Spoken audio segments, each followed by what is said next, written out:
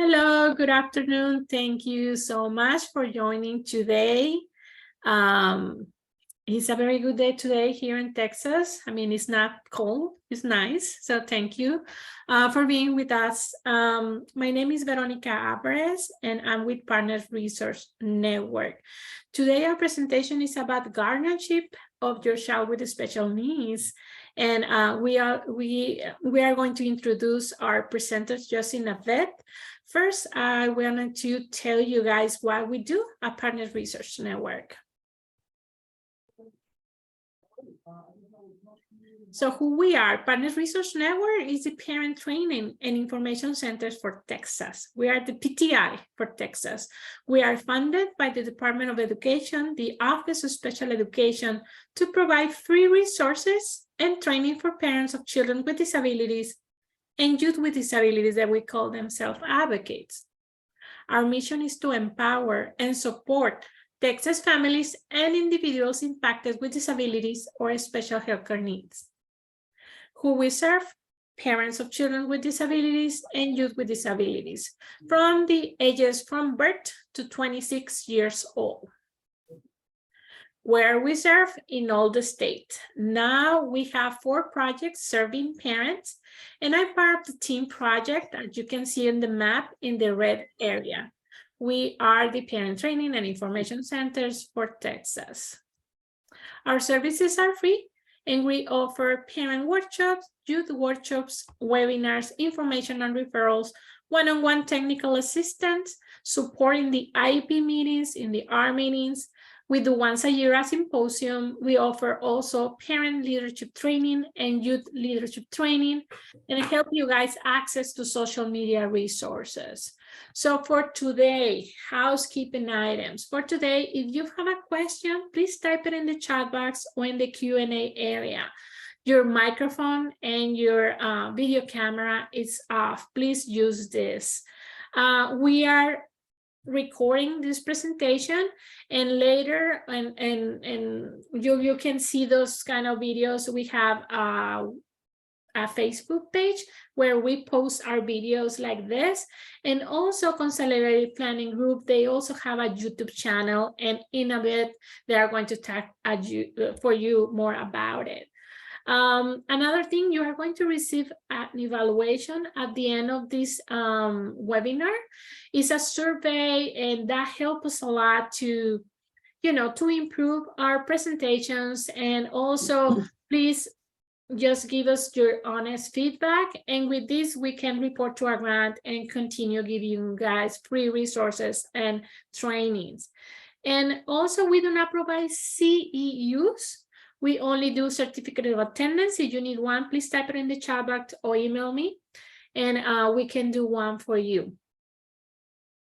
So this is my information, Veronica Alvarez, my phone number, my email. Please visit our main webpage is www.prmtexas.org. Our information is also in the chat box. I'm going to start my sharing. And now we are going to hear our class about guardianship of your child with special needs. And we have Michelle Morrison from Consolidated Planning Group. She is a special needs financial planner, and she's going to talk more about it. And also we have Lisa Wilson. She's attorney of law. Thank you so much for being with us today. You're welcome. Thank you for having us. Yes, I'm Michelle Morris from Consolidated Planning Group.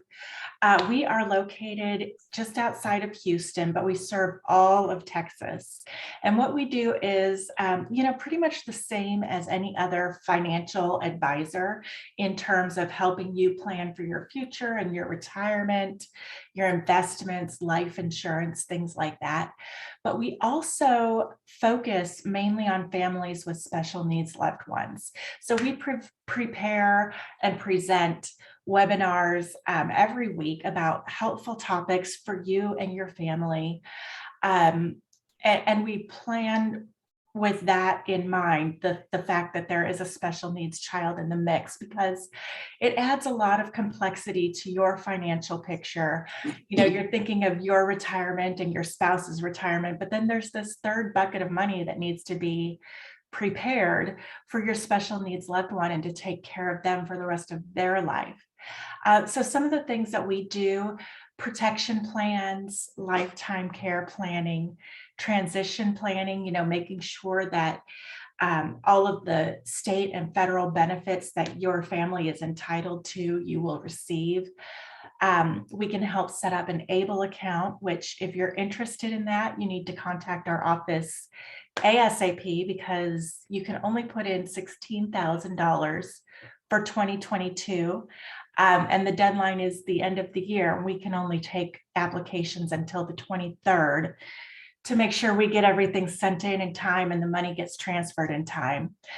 So if you have questions about an ABLE account, either opening one up or adding money to one that you already have, you let us know. And of course, we're always here to advocate and educate. The owner of the company has 2 special needs children, and that's why we do what we do. And we are proud to serve the community. So without further ado, I give you Lisa Wilson. She is one of our most trusted partners. She's here to talk to us today about guardianship and alternatives to guardianship. I'll come back later and tell you about how you can get in touch with us. But Lisa, please take it away. Okay, so Michelle, you can go ahead and go to the next slide there. There you go.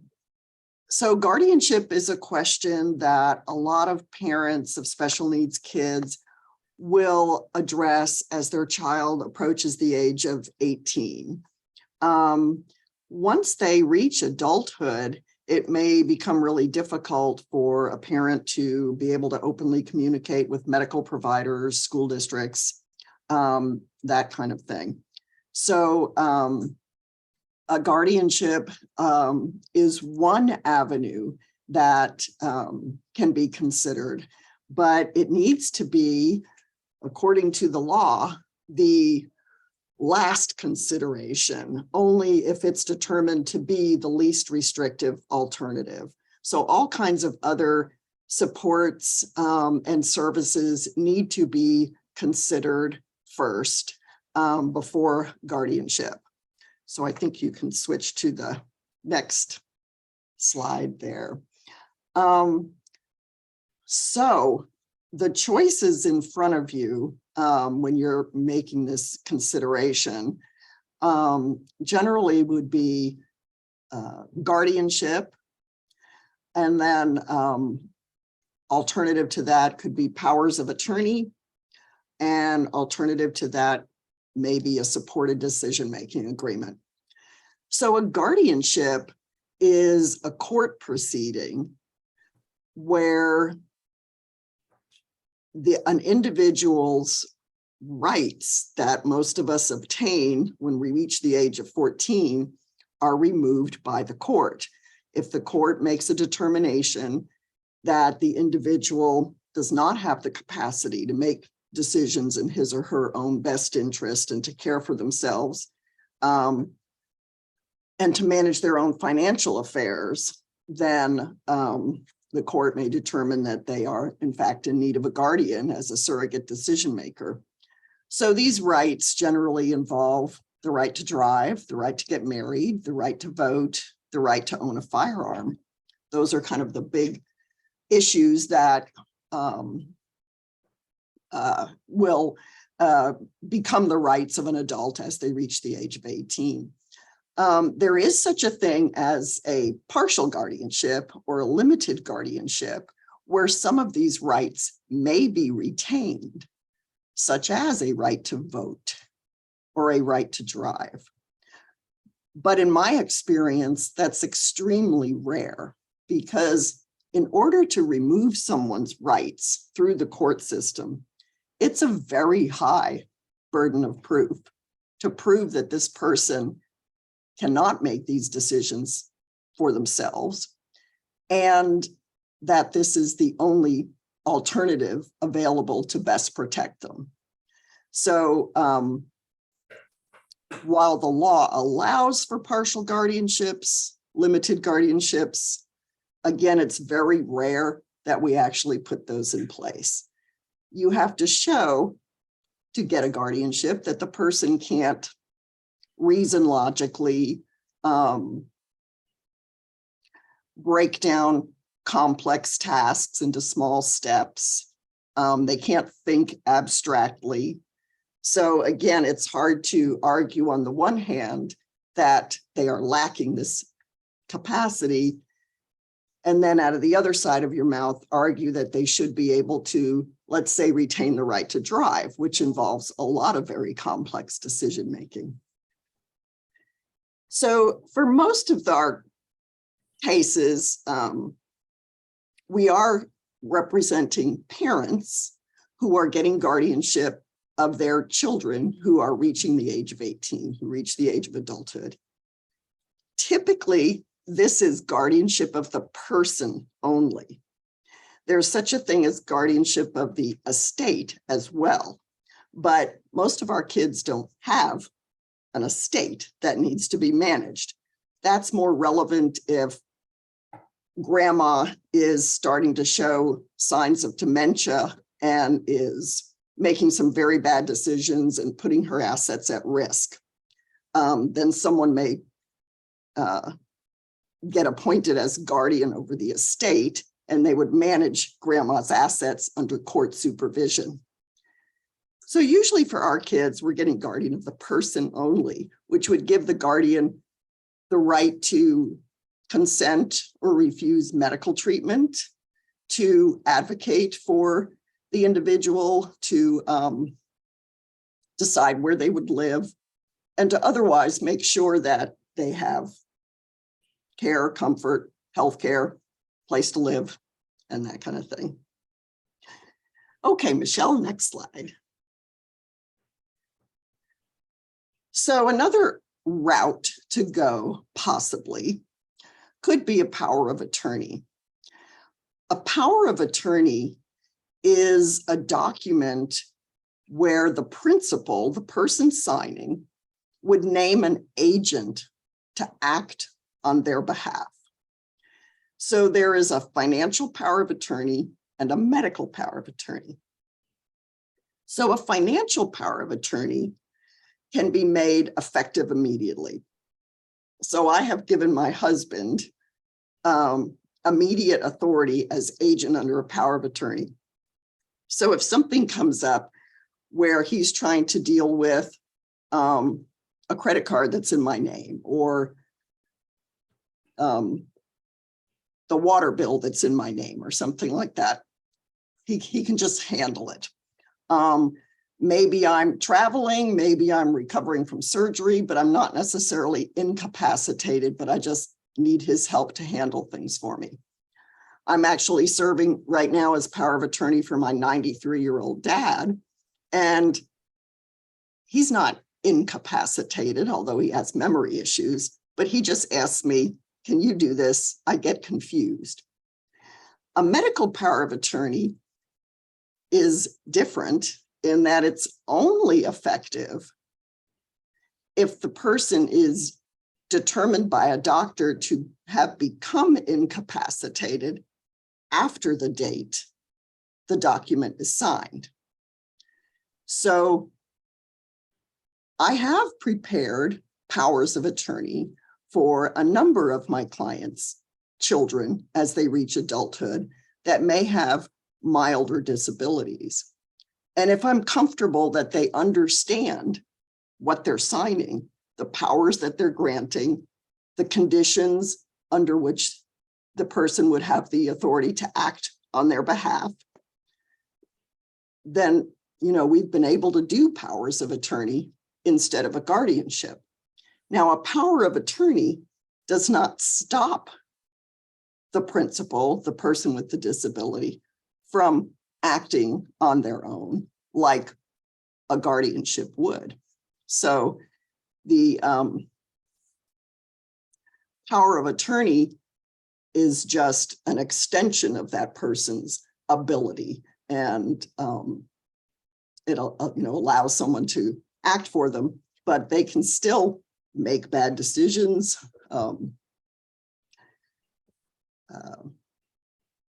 sign things that may or may not be effective,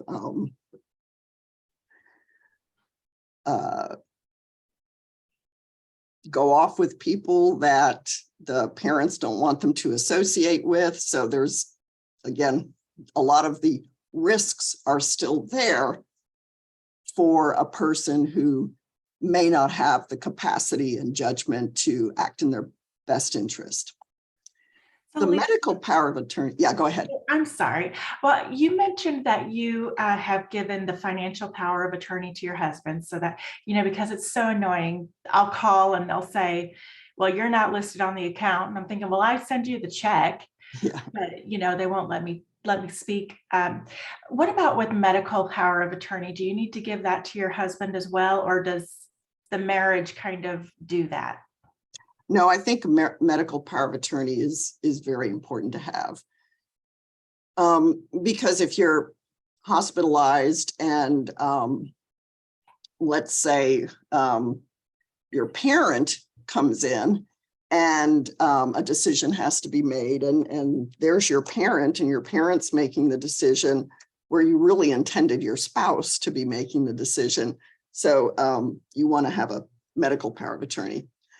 But again, the medical power of attorney cannot be effective immediately if you have capacity. So if we determine that a child who reaches adulthood has enough understanding to execute a power of attorney and they sign a medical power of attorney, that does not give the parent the right to make medical decisions for that child, because we are saying this child has capacity. And no one can make medical decisions for another adult individual if that individual has capacity, mental capacity. So it would only be if there was some incident, like some accident or illness that occurred after the date of signing, that resulted in the principal becoming incapacitated, that would give the parent the right to make medical decisions on behalf of the child. So it doesn't solve the issue like a lot of people expect. And this is also good for parents of, neurotypical adult children to consider, if, for example, my son who's off in college in Chicago, something happens to him, I need to be able to speak with hospital representatives or make a decision if he becomes incapacitated. Absolutely. Yeah. Yeah. It's good for all of us, everyone, to have one of these. So as long as a person has the capacity. So a third avenue to go would be the supported decision-making agreement. So this is relatively new under our law, and we're told that only Texas has such a thing. So what the supported decision-making agreement does is it allows the individual with a milder disability to identify and name supporters in the document. And this is permission for third parties to talk with the supporters, usually parents. Sometimes it's an older sibling, but it will give third parties permission to talk with the parents about issues that normally they may not be comfortable talking with the parents about, or may not be able to talk to parents about once that child is adult age. So it does not allow the parents or the supporters to make any decisions for the principal, for the person signing.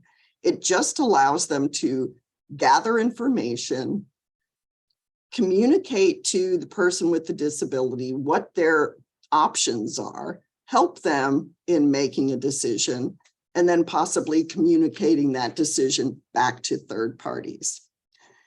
So again, like a power of attorney, it doesn't inhibit or restrict the individual from acting, from doing anything, but it provides this additional support and communication with third parties. Now, in the areas that are really significant, like healthcare and education, those entities still really have to follow federal law. So they still have to follow HIPAA, and FERPA is the acronym for education records. So, there's the general practice is that those documents are done at the same time to provide that additional broader authority. So it's a very difficult decision when parents have children approaching the age of 18. What do you do? Do you pursue guardianship or not? I will say that one of the things that makes it harder, even after that decision is made, is that the general public or entities that you think should be more cognizant of guardianship, power of attorney, they don't really understand it. So I've had a number of clients who have obtained guardianship over their adult children with disabilities. And they call me back and they said, well, Medicaid said I need a power of attorney, or the bank said I need a power of attorney. Well, you can't get a power of attorney if you have guardianship. Your guardianship authority trumps any power of attorney. And also your child has been judicially declared unable to execute legal documents. They can't sign a power of attorney. But again, you're dealing with people who may only be trained to ask for a power of attorney and don't really know what a guardianship is or what you're handing them when you're showing them your court documents that you've been appointed. I will say the areas, again, that I think it arises as a really compelling issue would be in the medical arena. And now a lot of times, doctors seem pretty fluid about that authority and permission and consent. And quite a number of my clients have said, I don't have guardianship. I've gone with my child to the doctor. My child's well into adulthood. It's never been an issue. But I've had those few clients who they need to have, their child needs to have a high-risk procedure done. And a doctor may be hesitant to do the procedure. The doctor either needs a patient who can fully understand the risk and give consent with that full understanding, or have someone else with the legal authority to give consent on behalf of the individual with a disability. So occasionally, there will be a doctor who won't treat because they want that clear understanding, that clear consent. The other area that makes guardianship compelling is exploitation. And so that can be financial or it can be personal. So financial exploitation, somebody's talked into revealing their social security number and other personal information, and identity theft occurs. Or they're talked into signing something like a car loan or an apartment complex lease. So these are things that have happened with my clients over the years, but they're pretty rare, but they happen. Then the personal exploitation, I would say that's my own term, I guess, is when someone is just taking advantage of a vulnerable person. And that might be sexually, or that might be talking them into doing something dangerous. And a lot of times the adult child, is kind of enjoying the attention and the cool friends, and they don't really want out of the situation. But the parent can see the harm, and they don't really have any authority without guardianship. So I tell those stories because they happen and they're out there, but you know, they are pretty rare, and I don't feel like I want to scare people into guardianship. But I think what the law is really asking us to do is to be aware of that and to be creative about, well, how do we protect our kids without taking all their rights away? So, for example, I've suggested to a lot of my clients, maybe they go on the credit bureaus and put a freeze on their kids' Social Security numbers so nobody can get loans in their names or anything like that. So, and Michelle, if you would move to the next slide.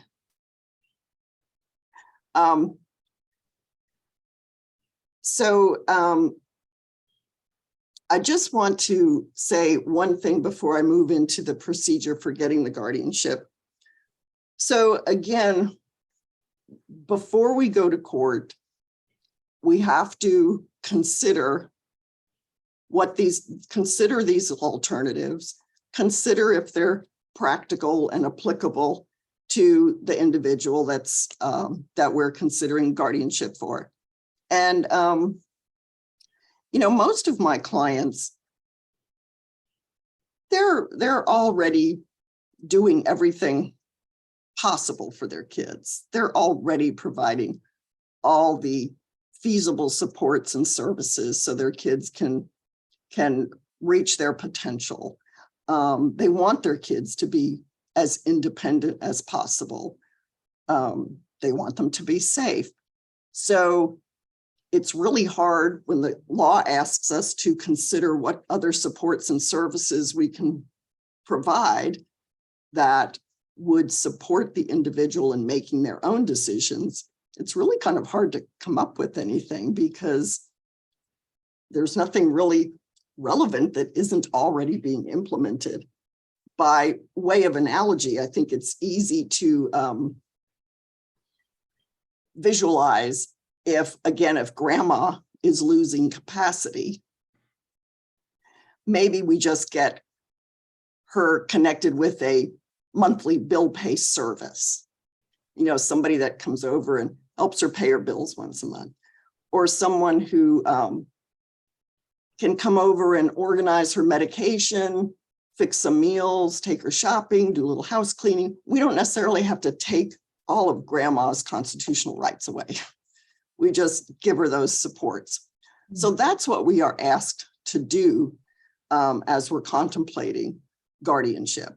But there are still, you know, a lot of individuals for whom the guardianship really is necessary and appropriate, where no amount of supports and services is going to allow them to maintain autonomy. The other thing that I think is important to remember, and actually the legislature has made quite a big deal of this, they have produced the Ward's Bill of Rights.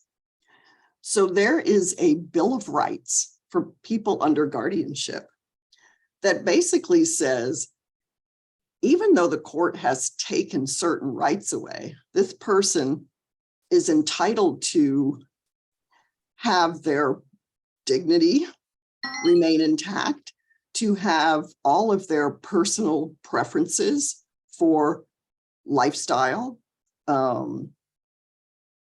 where they're living, all of those things considered and recognized. So it doesn't mean they have no rights to make any decisions about their living situation.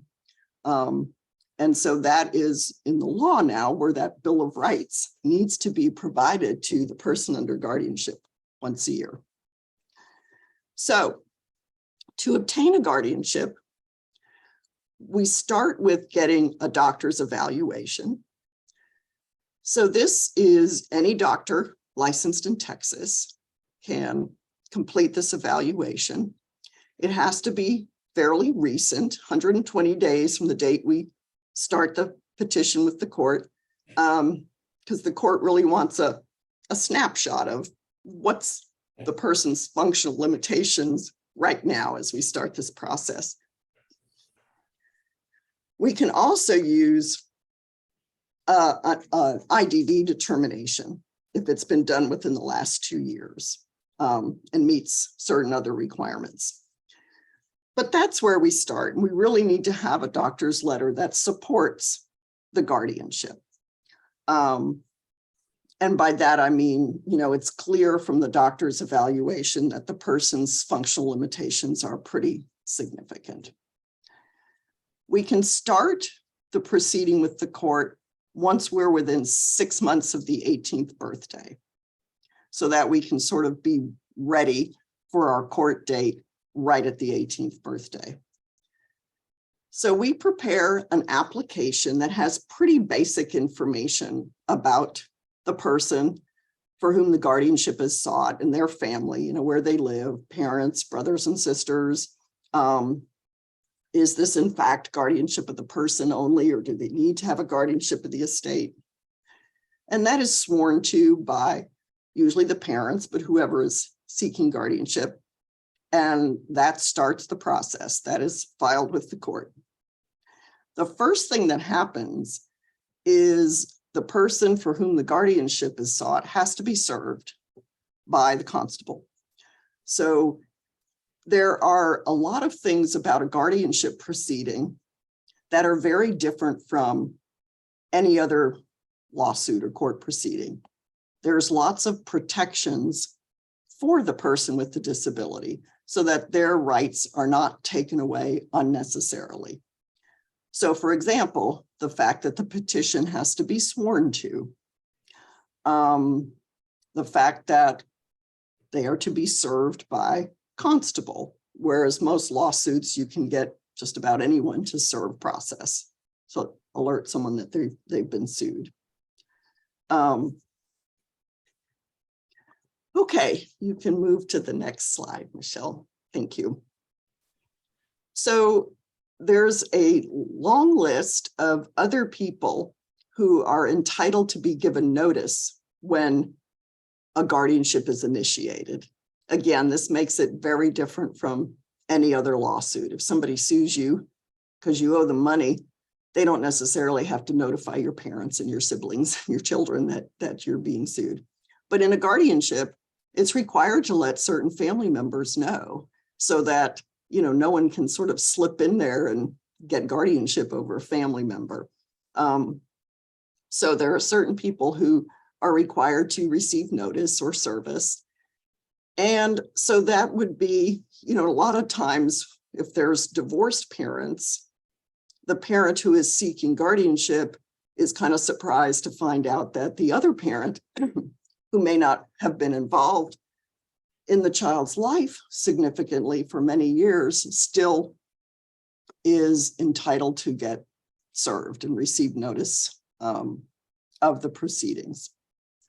Can they do anything to stop it? The other parent, if there's an adversarial relationship, can they get in the way of this court proceeding? And yes, they could. So they could either say the person doesn't need a guardianship, in which case they would have to provide some additional medical documentation that said the person, wasn't that incapacitated. Or they can argue that, the person seeking guardianship is not the best person, not a suitable person. Now, if parents divorced and they were named joint managing conservators in a divorce decree, then no matter what the relationship or feelings between those divorced parents are, if they're joint managing and they both want to be guardian, then the guardianship court can appoint them both to be co-guardians. The guardianship courts basically kind of say, you've already fought that out in another court, in the family law court. The family law court decided you could co-parent, so we're going to just import that, and you can be co-guardians as well. So in a lot of the denser populated counties, there is a court investigator. And so at the beginning of the case, they typically get assigned, appointed to the case. Usually they have more of a social work background. Sometimes they're attorneys. And their job is to meet with the family and kind of confirm everything that's in the petition, but also they make their own assessment of whether the guardianship seems to be appropriate or not, or whether there are alternatives to guardianship. So they'll make a recommendation to the court on whether the case should move forward. And then the court appoints a lawyer to represent the child. So the lawyer's job is to explain to the child what a guardianship means and how that's going to affect their rights, and if it is going to take away their right to drive or get married. So this attorney is appointed to represent what the child wants, not what that attorney thinks is best for the child. It really is to be the voice for the child. So in most of our cases, what the child wants is what the parent wants, is what I want, is what attorney ad litem, everybody wants the same thing. They want the parents to be able to continue to care for the child. But occasionally, there's some adversity, but for the most part, the attorney ad litem will present to the court that even though the child may have had limited ability to understand what the guardianship really is, they clearly are loved and cared for by their parents, and could they express themselves, they would want their parents to continue to care for them and make all decisions for them. So the person seeking to be appointed guardian has to go through a little training, online training video, and they have to go through a criminal background check. That used to only be for non-family members. Now it's everybody has to go through a criminal background check. Okay. Before go we ahead. move on to the next slide, we do have a question. What if the person who is assigned to be the guardian passes away? Do they have to start over with guardianship, or can a new one just kind of step in? How does that work? Typically, as long as the guardianship has not lapsed for any reason, then a successor can apply to the court to be appointed, and they don't have to start the whole process all over again. If you look at the guardianship like a two-part thing, one is, does the person need a guardianship? And then secondly, who's the best person then to serve in that role? So you've established they need the guardianship. So then the second question is, who's the best person? And there's a specific statute that says if a parent has been appointed guardian, they can designate a successor. And there's a certain form they're supposed to do that in. And there's a presumption in favor of that person named. So the court still will always have the discretion to appoint someone that they think is best for the person under guardianship. But again, there's a presumption in favor of the person named by the parent if they've been appointed guardian of adult child. Very good. Thank you. So once all those pieces come together, the court investigator's report, ad litem's answer, we've got the doctor's letter, we've got the training certificate, the criminal background check, then we can set a hearing. And the hearing generally has to be after the 18th birthday. So, because that's when the court can determine that this is an adult and this adult has a disability that doesn't allow him or her to manage their own affairs and make their own decisions about their food and housing and medical treatment. So, so by the time we go to court, the The court staff will have reviewed everything. Unless there's a contest, it would be placed on the uncontested docket. And so there's not a lot of time in court because everything's been kind of checked off and done. Most of the Harris County courts do not require the adult kids, the people under guardianship, to appear in court. They all prefer that they do because they like to know, whose rights are at issue here, but they don't require it because they know that a lot of kids will get very stressed out and intimidated by those circumstances. Now, lately, all these hearings are done by Zoom, so that's a lot less intimidating, and sometimes they're in the parent's home and the child is there, so the court does get to see them and talk to them, which is really helpful. We don't know how long those Zoom hearings are going to last, but I hope they go on. They've been great to not have to go downtown and go through security and park and all that. So it's been nice. We hope they continue. So at the hearing, the judge, after all the questioning, the judge would sign an order appointing the guardian or guardians, and co-guardians can only be appointed if they are husband and wife or ex-husband and wife as joint managing conservators, or if they were appointed in another state that allowed co-guardians who weren't married and they moved to Texas, they can stay on as guardians. But you can't have like mom and an adult child, another adult child be co-guardians in Texas. So after the guardians are appointed, they're required to sign an oath that they swear to faithfully uphold their duties, and they have to pay a bond. Now, if it's guardian of the person only, it's usually pretty minimal bond. If you're guardian of the estate, you're going to be bonded on the value of the estate, so you don't run off with the person's money. But guardian of the person, it's usually just a minimal amount. And then you would receive a document with the court seal that says you've been appointed.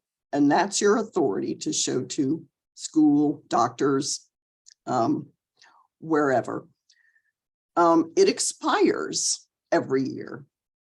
It expires 1 year and 4 months from the date of your appointment. It'd be the anniversary plus 4 months every year. In order to renew, you have to send in a report to the court. So the annual report is really just a page and a half of kind of fill in the blank, circle the answer.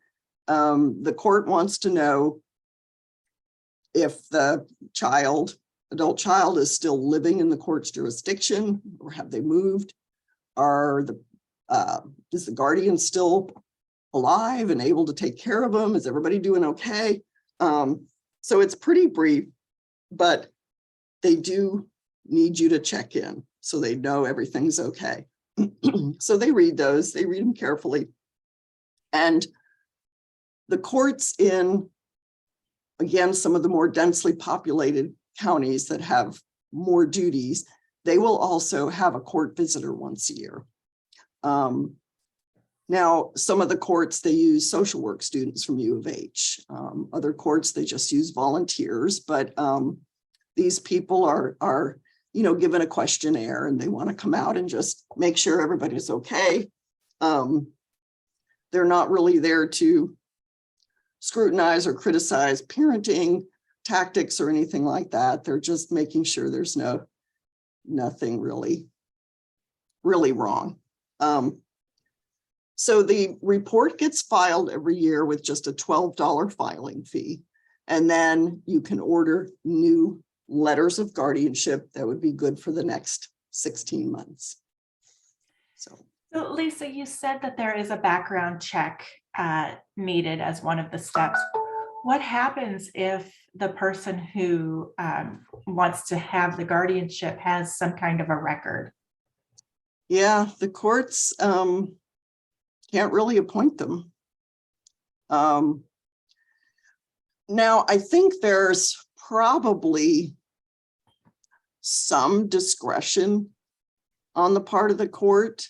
Like if someone had a DWI 30 years prior, and it's a parent and otherwise the best person, and they haven't had anything happen since then, I think a court could appoint the parent, but I've seen a court not appoint the parent because of that in their background. So,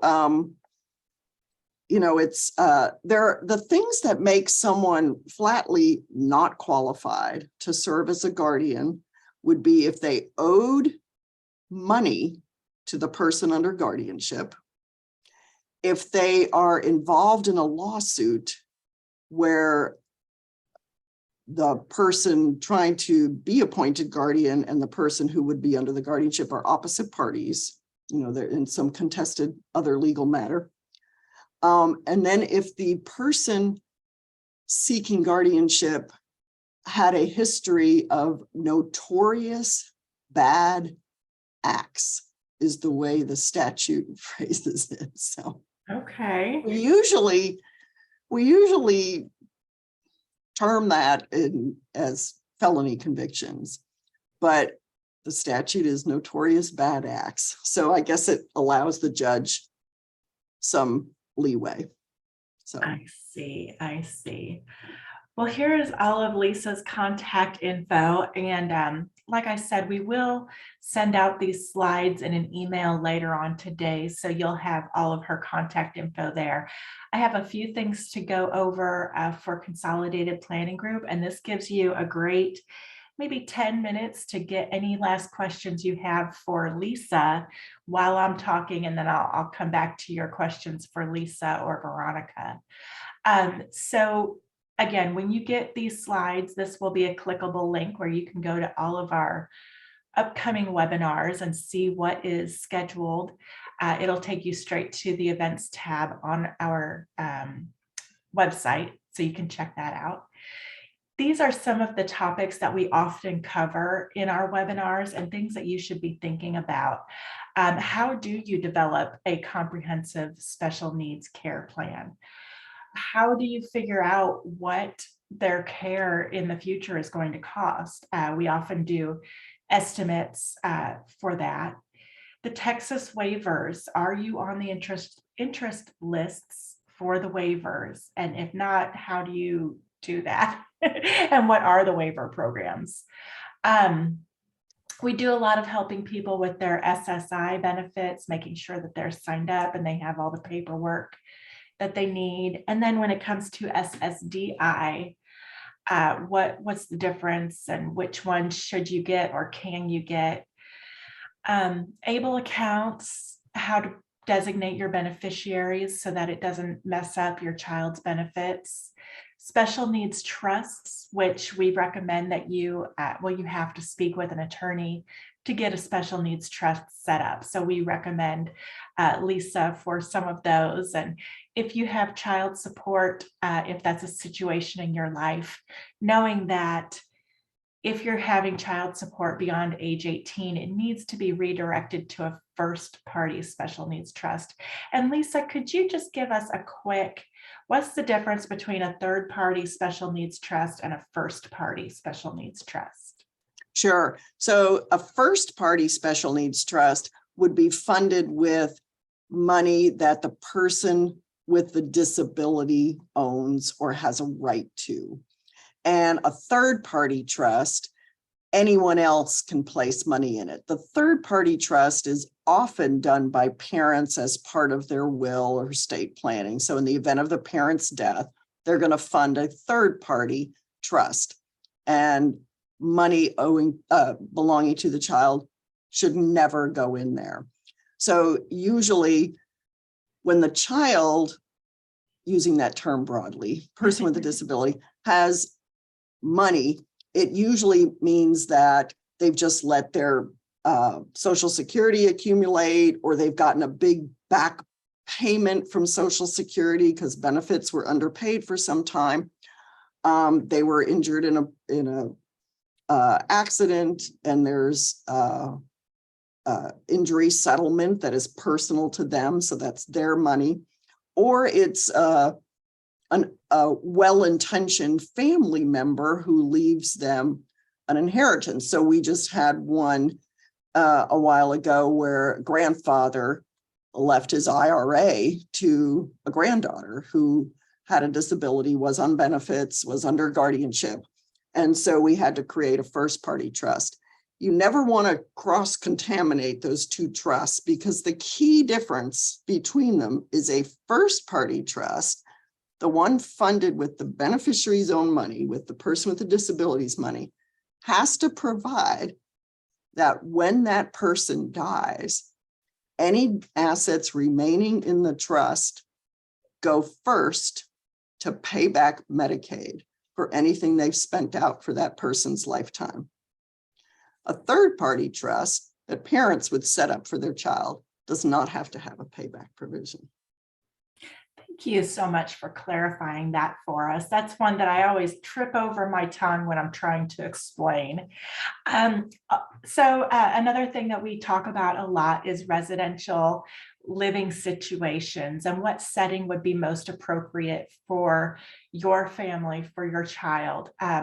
They can have waiting lists. We've done several webinars where we have kind of almost like a speed dating for residential settings, and who they accept, how they can be paid for, whether or not they'll take waivers, for example, if where they're located, all that sort of thing.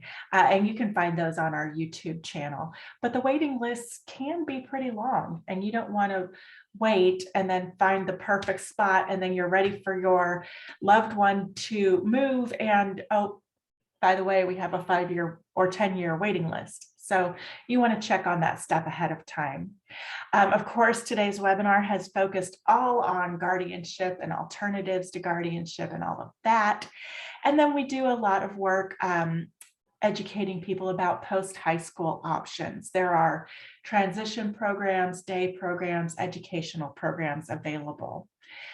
This is our team. Like I said, we're based just outside of Houston. We are 2 husband and wife teams. So there's Allison and her husband, Jeff, and then myself and my husband, Andy. We are the 4 financial advisors. We are an independent firm, so we're not tied to any one large firm that we're forced to work with.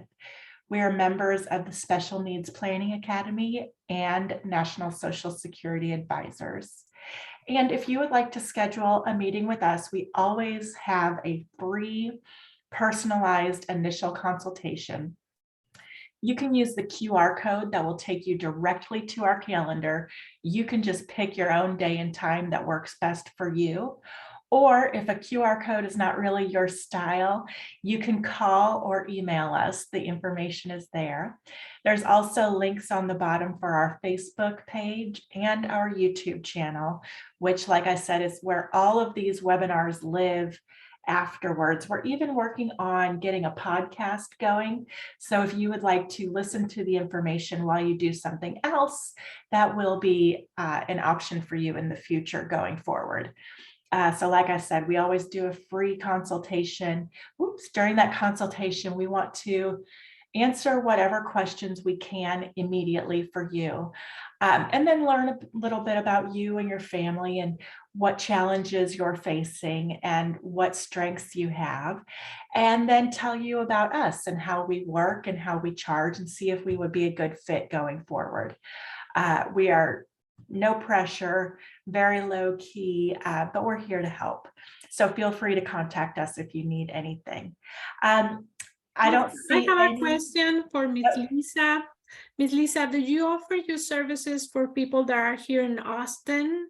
Can you do that with the courts that now everything is online?